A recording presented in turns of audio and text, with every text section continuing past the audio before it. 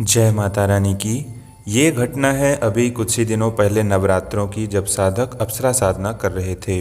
देखिए, आप जब भी साधना करें तो पूरी सावधानी के साथ साधना करें, क्योंकि आपकी छोटी सी गलती से बहुत भारी नुकसान हो सकता है। जब भी आप साधना करें तो बाहरी व्यवस्था का भी विशेष ध्यान रखें, क्योंकि ये घटना किसी के साथ भी घट सकती है।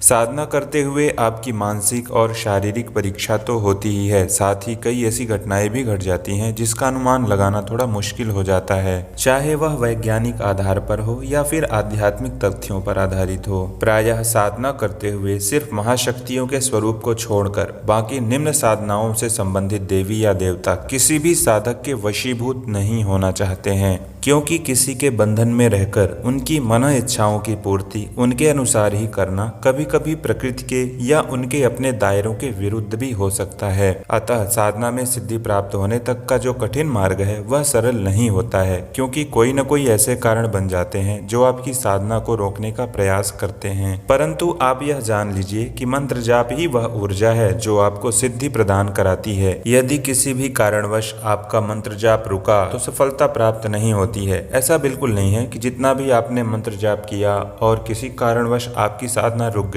या खंडित हो गई तो उसका कोई फल नहीं मिलता है। बल्कि जैसे उदाहरण से समझिए, यदि बिजली के करंट को छुओगे तो करंट तो लगेगा ही, आग में हाथ छू गया तो जलना निश्चित है। ठीक उसी तरह मंत्र का जाप किया है तो मंत्र की ऊर्जा आपको अवश्य ही प्राप्त होगी, परंतु आपका जो प्रमुख उद्देश्य था या आपका जो भी संकल्प था वह भले ही पूर्ण ना हो, क्योंकि आपकी साधना किसी कारणवश खंडित हो गई है, फिर भी उस मंत्र के जाप से कुछ न कुछ लाभ आपको अवश्य ही प्राप्त होगा। किंतु आपका यह कर्तव्य है कि उस संकल्प को पूर्ण करें जो आपने लिया है। हमारे पास व्हाट्सएप में एक साधक ने मैसेज किया कि गुरुजी, कुछ ही दिनों पहले हमने आपसे उर्वशी अप्सरा साधना का PDF लेकर नवरात्रि के प्रथम दिवस से ही उर्वशी अप्सरा साधना शुरू की थी। साधना करते समय मैं सिद्ध कुंजिका स्तोत्र का पाठ भी किया करता था, परंतु एक दिन रात्रि में साधना समाप्ति के बाद जब ये विश्राम कर रहे थे, उसी दौरान साधना स्थल में अचानक ही आग लग गई। इस घटना में उर्वशी अप्सरा की पूरी फोटो तत्काल ही जल गई। माला तथा यंत्र के साथ साथ जितनी भी सामग्री या मूर्ति या फोटो थी वह भी अग्नि से प्रभावित हो चुकी थी। साधक के अनुसार 9 दिन की साधना संकल्प में अभी 2 दिन की साधना शेष रह गई थी, तब यह घटना घटित हुई, जिसका प्रमाण इन्होंने हमें साधना स्थल की फोटो भेजकर बताया था। आप भी इस घटना की साक्षी इन फोटोज को वीडियो में देख पा रहे होंगे। इस साधना को करने से पहले इन्होंने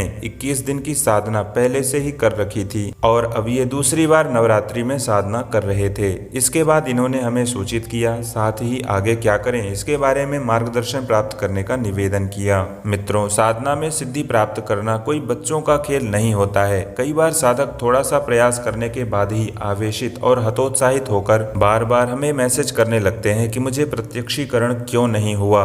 मैं आपको स्पष्ट कहना चाहता हूं कि बिना पूर्ण समर्पण और अथक परिश्रम किए बिना सफलता प्राप्त नहीं होती है। ये अपने पुण्य कर्मों और भाग्य पर निर्धारित होता है कि किसी को शीघ्र सफलता मिल जाए, परंतु यह उतना भी सरल नहीं है जितना सुनने में सरल लगता है। इस वीडियो के माध्यम से आप सभी को यह संदेश देना चाहता हूं कि जब भी आप किसी भी प्रकार की साधना करें तो आंतरिक मन स्थिति के साथ साथ बाहरी व्यवस्था का भी विशेष रूप से ध्यान रखें, जिससे कि किसी भी प्रकार की घटना घटित न हो। आशा है आपको यह जानकारी महत्वपूर्ण लगी होगी। जय माता रानी की।